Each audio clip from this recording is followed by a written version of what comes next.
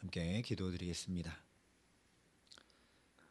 아버지 하나님, 오늘도 주께서 나를 붙들어 주셔서 호흡하고 기동하며 이 첫 시간 가장 먼저 주 앞에 나올 수 있는 줄 믿습니다. 주님 손에 붙들려 복된 날을 살아감에 부족함이 없도록 이 시간도 성령으로 우리를 주장하여 주시고 주의 생명의 양식으로 풍성히 먹여 주시옵소서. 예수님 이름으로 기도합니다. 아멘. 오늘 우리에게 주시는 하나님 말씀은 사무엘상 3장 19절부터 21절의 말씀입니다.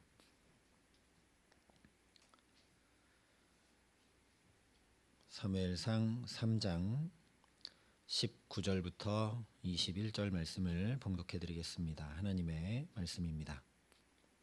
사무엘이 자라매 여호와께서 그와 함께 계셔서 그의 말이 하나도 땅에 떨어지지 않게 하시니 단에서부터 브엘세바까지의 온 이스라엘이 사무엘은 여호와의 선지자로 세우심을 입은 줄을 알았더라. 여호와께서 실로에서 다시 나타나시되 여호와께서 실로에서 여호와의 말씀으로 사무엘에게 자기를 나타내시니라. 아멘. 2장까지는 한나의 이야기와 엘리의 두 아들들의 이야기가 중요하게 다뤄졌다면 3장부터는 이제 사무엘의 이야기가 중요하게 다뤄집니다. 하나님께서 사무엘을 4번이나 부르셔서 말씀하시는 내용 뒤에 오늘 19절 20절이 이렇게 말씀을 합니다. 사무엘이 자라매 여호와께서 그와 함께 계셔서 그의 말이 하나도 땅에 떨어지지 않게 하시니 단에서부터 브엘세바까지의 온 이스라엘이 사무엘은 여호와의 선지자로 세우심을 입은 줄을 알았더라. 참 놀라운 일이죠. 성경에 기록된 인물들 중에서 그 말이 하나도 땅에 떨어지지 않는 은혜를 입은 인물은 예수님 외에 사무엘밖에 없습니다. 그 놀라운 능력을 행하고 애굽 사람들과 이스라엘 백성들에게 신처럼 여김받게 됐던 모세도 무리바의 반석을 칠 때 그의 말이 땅에 떨어지고 말았습니다. 그런데 오늘 사무엘은 그 말이 하나도 땅에 떨어지지 않게 하시는, 사무엘의 입술을 통해 전해지는 말씀이 다 이루어지게 하시는 놀라운 은혜, 다시 말하면 예수님과 같은 은혜를 입고 살아갑니다. 그런데 이뿐만이 아닙니다. 어찌 보면 예수님보다 더 큰 은혜를 사무엘은 입었습니다. 다시 20절을 보면 단에서부터 브엘세바까지의 온 이스라엘이 사무엘은 여호와의 선지자로 세우심을 입은 줄을 알았다고 말씀합니다. 우리로 얘기하자면 한라부터 백두까지 온 백성이 하나님의 사람으로 세우심 받은 것을 알았다는 이야기입니다. 예수님도 이 정도까지는 아니었습니다. 특별히 종교 지도자들은 예수님을 하나님의 아들로, 메시아로 전혀 알지 못했습니다. 그런데 사무엘은 온 이스라엘이 저 사람은 하나님의 사람이다, 하나님께서 세우신 자다라는 걸 다 알았다는 거죠. 정말 놀라운 은혜를 입은 사람입니다. 그래서 우리가 오늘 말씀에 자연히 주목하게 됩니다. 너무나 부러운 말씀이고 사모하게 되는 말씀이기 때문입니다. 어떻게 하면 나도 이런 놀라운 은혜를 입고 살아갈 수 있을까? 우리가, 우리 가정이, 우리 자녀들이 어떻게 이런 은혜를 입고 살아갈 수 있을까 하면서 자연히 주목하게 하는 말씀입니다. 어떻게 사무엘은 이런 은총을 입을 수 있었을까? 19절이 분명히 말씀을 합니다. 사무엘이 자라매 여호와께서 그와 함께 계셔서. 먼저 주목해야 될 것은 사무엘이 자랐다는 겁니다. 자라야 합니다.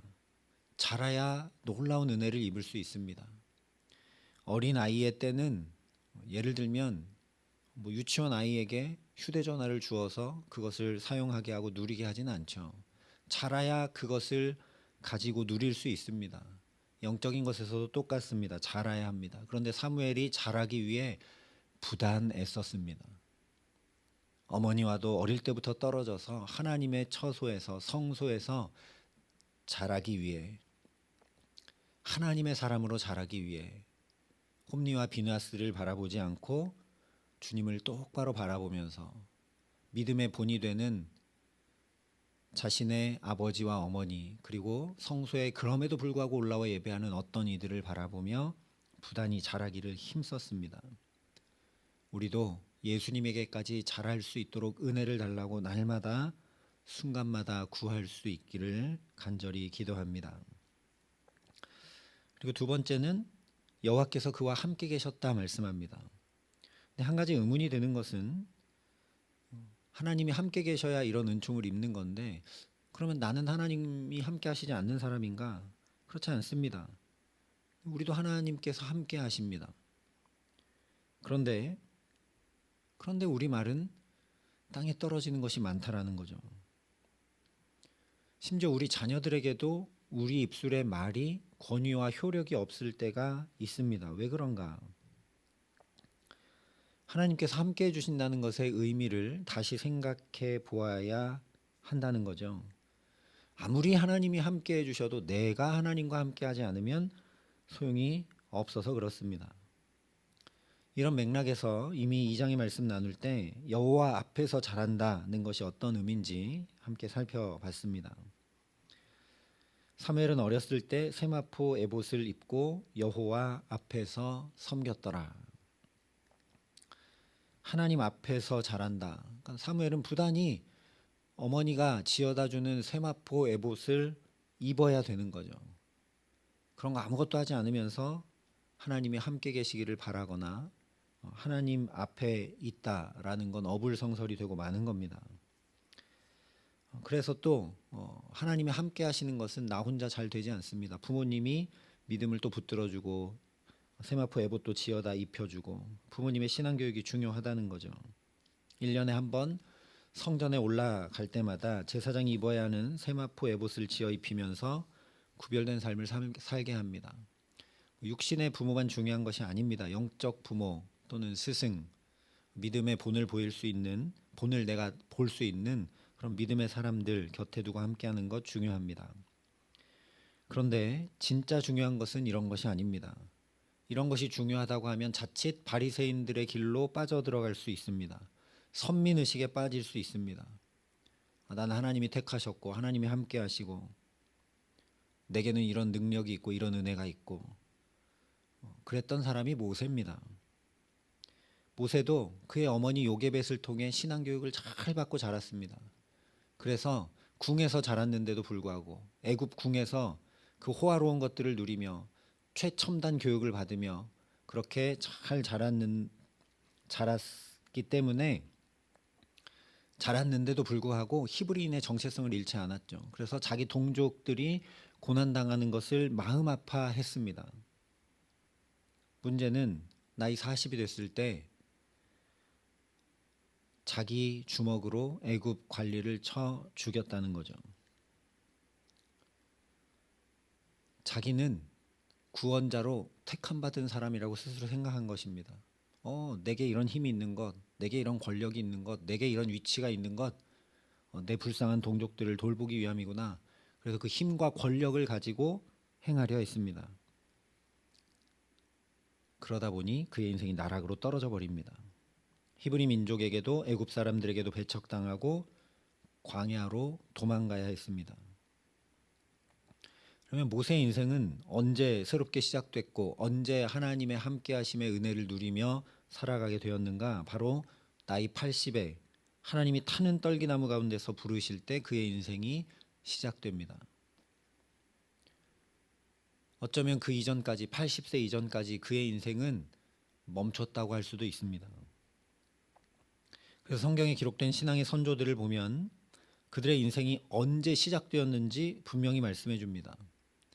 아브라함도 75세 때 하나님의 부르심을 받으면서 그의 인생이 시작됩니다.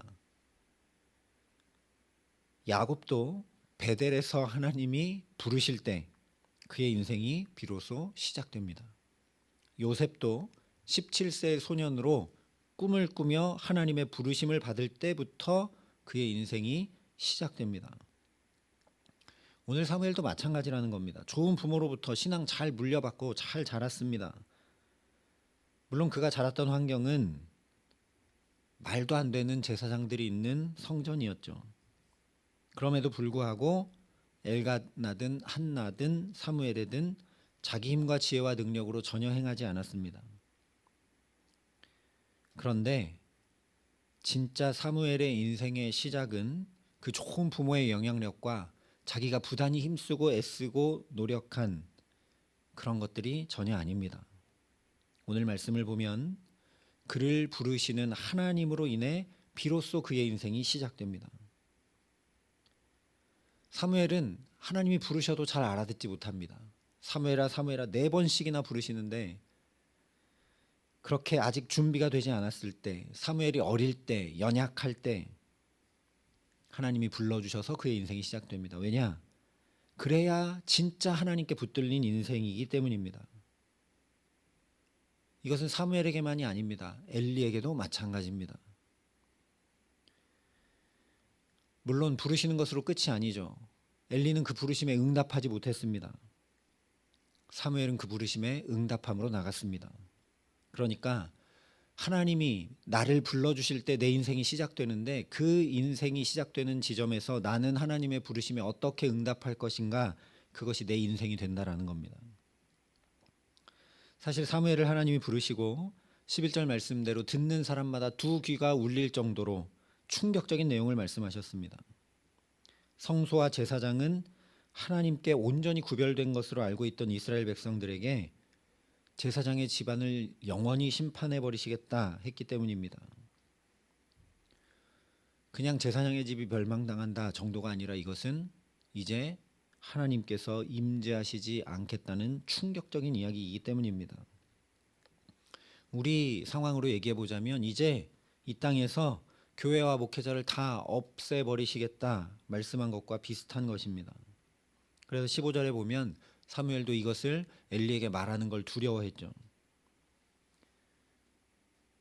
놀랍게도 하나님의 부르심은 사람의 지혜와 능력, 상황과 환경 속에서 순종하기 어려운 것들이 거의 대부분입니다. 모세도 그랬죠. 하나님, 저는 절대 못 갑니다. 제게는 능력이 없습니다. 왜 바로에게 또 가라 하십니까? 저는 죽습니다. 그렇기 때문에 하나님의 부르심 앞에 눈을 들어서 말씀을 그대로 이루시는 그 하나님 바라보지 않으면 절대 그 부르심에 응답하고 순종하여 나가지 못합니다. 오늘 사무엘도 그렇습니다. 하나님이 부르셨을 때 엘리를 두려워한 것이 아니라 하나님을 두려워할 줄 알았기에, 그리고 말씀을 그대로 이루시는 분이 바로 하나님이신 것을 알았기 때문에 18절에 보면 자세히 말하고 조금도 숨기지 않았습니다. 그래서 그의 인생이 비로소 이렇게 시작됐다. 20절이 말씀하는 겁니다. 단에서부터 브엘세바까지 온 이스라엘이 사무엘은 여호와의 선지자로 세우심을 입은 줄을 알았더라.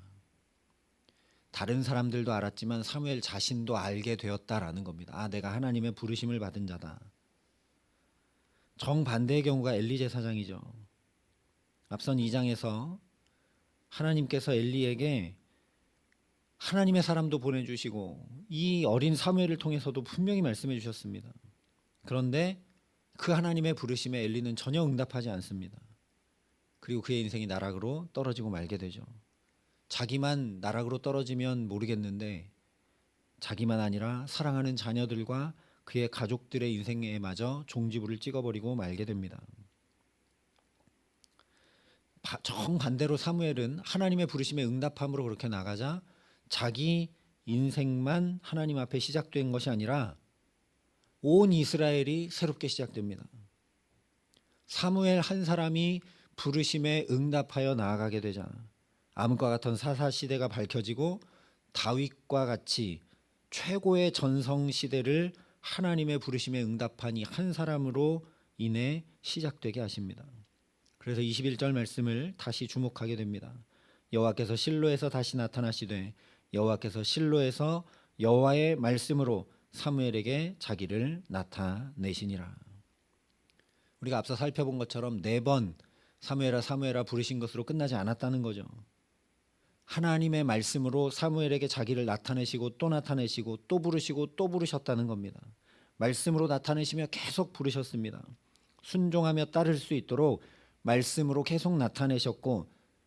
사무엘 역시 그 말씀에 계속 응답했다는 얘기입니다. 오늘도 하나님께서 그렇게 저와 여러분을 부르고 계십니다. 이 새벽 제단에 나와 앉아 있는 것 자체가 이것에 대한 명확한 확증이죠.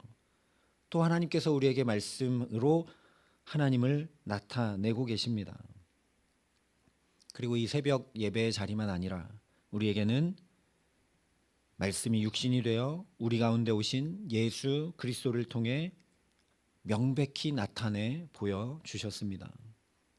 그러니 부르심에 응답하는 삶, 저와 여러분도 살아갈 수 있기를 간절히 기도합니다.